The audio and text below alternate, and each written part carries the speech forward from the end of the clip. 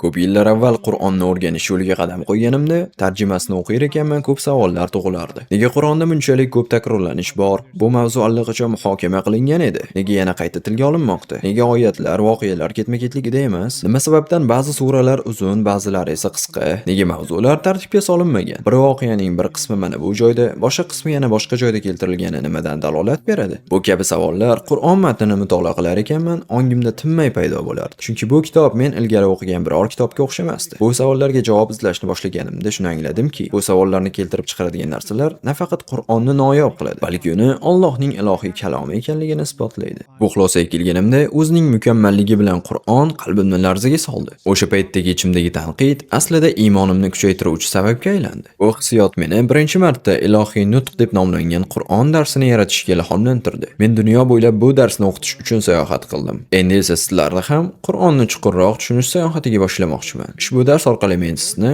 Qur'onning takroriyligi, tartibi va boshqa savollaringizga javob topishingizga chaqiraman. Bu kurs yakunida ikkita asosiy natijaga erishasiz. Birinchisi, Qur'on haqida ilgari bilmagan bilimlarga ega bo'lasiz. Ikkinchisi, shuni anglaysizki, bu kalom inson so'zi bo'la olmaydi. Bu faqat Allohning ilohiy kalomidir. Bu iymoningizni mustahkamlaydi va Qur'onning ilohiy go'zalligi va qudratiga bo'lgan ishonchingizni oshiradi. Keling, birga Qur'onning ilohiy hikmatini kashf etaylik.